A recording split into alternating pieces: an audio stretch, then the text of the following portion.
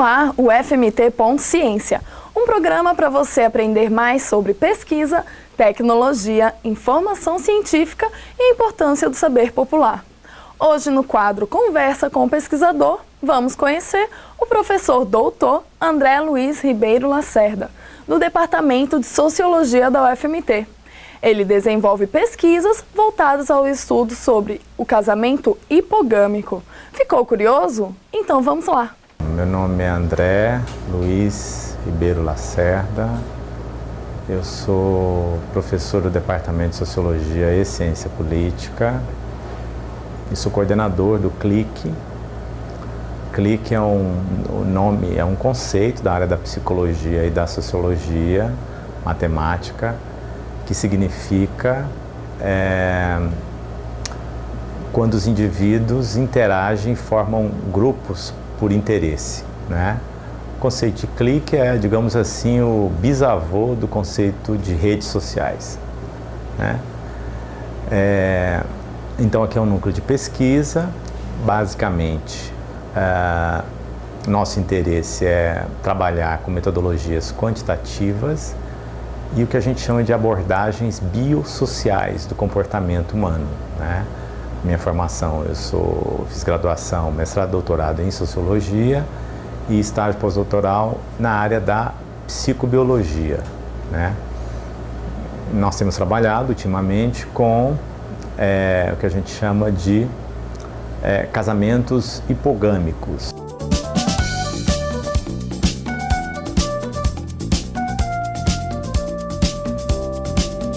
São os casamentos em que quando as mulheres contraem matrimônio com homens que têm uma posição socioeconômica abaixo delas, né? Como tem crescido o número de mulheres chefe de família, com a maior participação da mulher no mercado de trabalho, nos anos 80 para cá tem se modificado o quadro do mercado de trabalho no Brasil, com a maior participação das mulheres, né?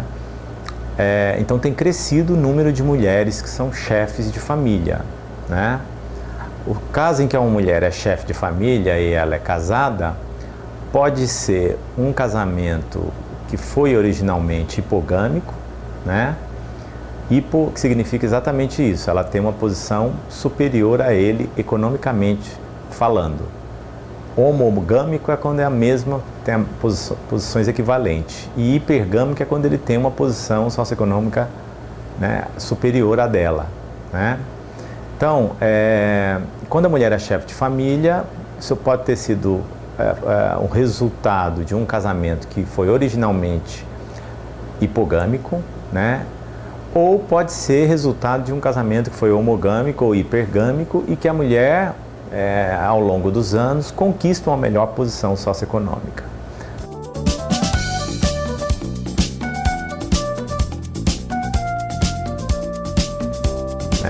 Então nós estamos investigando isso nas famílias de baixa renda, porque geralmente quando a gente fala de maior participação da mulher no mercado de trabalho, a gente tende a pensar a gente tende a imaginar aquela mulher que está no mercado de trabalho e que é mais qualificada, né? Ela conquistou posições, estudou mais, né?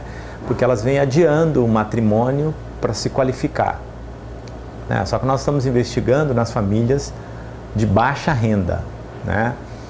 Por exemplo, uma maneira da gente chegar a isso é investigando nos conjuntos residenciais financiados pela Caixa Econômica, que são, nós temos ali amostras de famílias de baixa renda, nos conjuntos habitacionais que são de baixa renda, né? Então nós temos investigado esses conjuntos residenciais, que antes eram chamados de Coabs, depois passou a ser chamado de Par, vem mudando os nomes, né?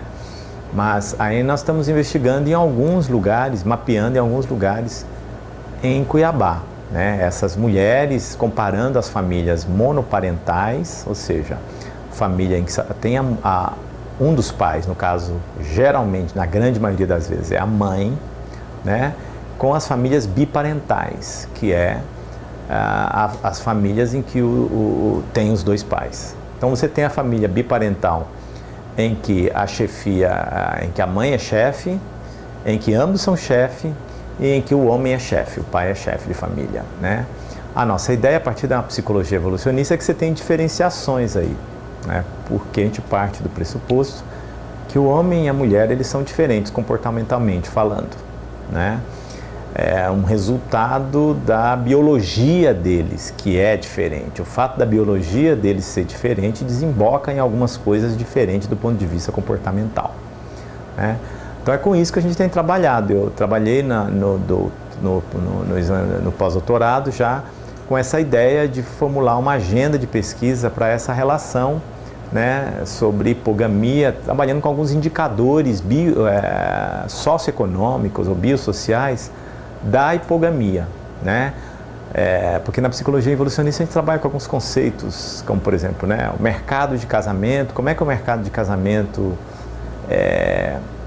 quais são as características do mercado de casamento, né? E a partir daí, quer dizer, o valor de mercado de cada um dos parceiros, do homem e da mulher, né? E é dependendo do valor de mercado que a gente vai entender, por exemplo, as chances de escolha que uma mulher tem. Que isso é influenciado também pela posição socioeconômica dela, o valor de mercado dela, né? Aí tem a ver com a idade, com a beleza, com uma série de outras coisas. Se ela tem filho ou se ela não tem, se ela casou ou não casou, enfim, essas coisas, né? Então, basicamente, nós temos trabalhado com isso aí, né? O que significa um diálogo com a biologia evolucionista, porque a gente entende até para entender a família mesmo, a evolução da família, né? O que vem mudando, dos anos 80 para cá, a estrutura da família mudou muito, né? Antes nós tínhamos uma família onde você tinha a presença dos dois pais e a mulher não, se a gente recuar um pouco aí, anos 60, 70, a mulher não podia nem sair para trabalhar, né? Ela tinha que ter autorização do marido nos países, a gente pensar em Portugal, Espanha, Brasil, né? De lá para cá a coisa mudou muito, né? E isso tem implicações na mudança da família, na socialização dos filhos, aí no investimento que os filhos recebem, né? Enfim, e a psicologia evolucionista investiga essas coisas. Quando a gente fala de investimento, a gente pensa na escolaridade, por exemplo, é uma das coisas, né? Nas diferenças. Então, a psicologia evolucionista vai postular que tem diferenças nas famílias de baixa renda e de renda mais alta nos investimentos que os pais fazem, diferenciando as meninas dos meninos, né? Então, basicamente, nós estamos interessados nas mulheres chefes de família de baixa renda por hora, né?